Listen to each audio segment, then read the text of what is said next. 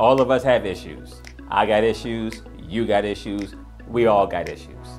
Some issues are more serious than others, like money issues, relationship issues, health issues, or identity issues. Then you confide in someone about your issues only to learn that that person either can't help you, won't help you, or they take advantage of you. That's a pretty tough spot to find yourself in. I recently had a difficult work situation and I went to people I thought would help me. And they made it sound like they would, but they didn't. So I had to keep dealing with a bad situation all by myself.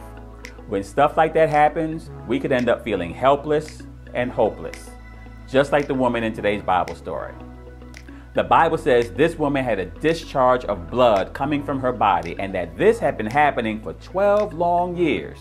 She had gone to multiple doctors, spending all of her money hoping for a solution to her issue.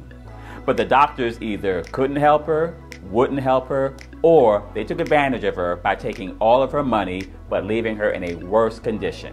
Talk about feeling helpless and hopeless. That's exactly where she was until she heard that Jesus was in the neighborhood.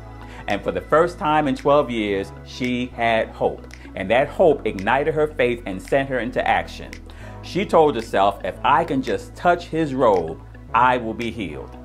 So she pressed her way through the crowd that surrounded Jesus, stretched out her hand, and sure enough touched his robe. And the Bible says immediately the bleeding stopped, and she could feel in her body that she was healed. You see, Jesus doesn't just offer salvation. Yes, the number one item on God's agenda is for you to be saved. But Jesus also offers hope. And when we're dealing with difficult personal issues, Jesus wants us to turn to him and find hope for our hopeless situations. I made the mistake at work of placing my hope in people. They let me down, and I learned my lesson. Now my hope is in Jesus, and he's turning things around on my job. Where are you placing your hope? Is it in people who already have a proven track record of letting you down?